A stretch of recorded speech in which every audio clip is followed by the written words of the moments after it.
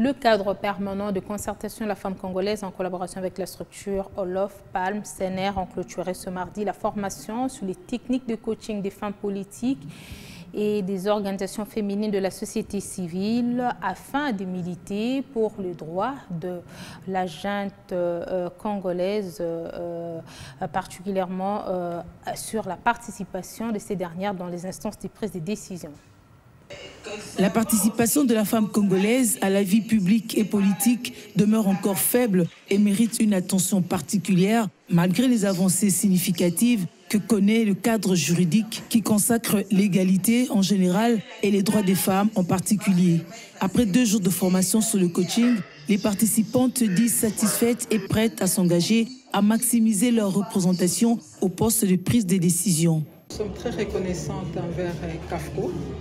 Cette formation des stratégies par rapport aux femmes politiques, on dit femmes politiques, mais en gros, ça concerne tout le monde, que ce soit l'homme ou la femme. Parce que parlant des stratégies politiques, ce sont des éléments que vous devez mettre avant, pendant et même après votre campagne électorale. CAFCO nous a donné quelques techniques d'une candidate, comme on dit. On a appris comment constituer ton équipe de campagne, quel est le message à véhiculer pendant la campagne, quelle est ta façon d'être devant ton électorat. Chose bonne, c'est qu'on nous a donné des stratégies, comment réunir des fonds. Comment réunir des fonds pour battre campagne, comment réunir des fonds pour faire des descentes. Et ça a été vraiment quelque chose de très bien pour moi. Je suis très contente.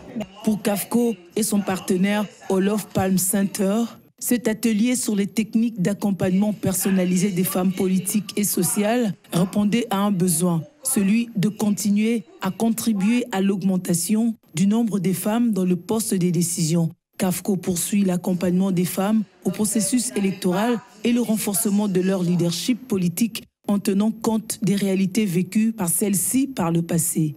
On a partagé l'expérience, les femmes du terrain, les femmes qui ont été déjà candidates, ils ont essayé de partager leurs difficultés, les obstacles qu'ils ont eu à surmonter. En attendant parler les femmes, politiques surtout, j'ai compris que cette fois-ci, il y aura un changement et elles vont se battre.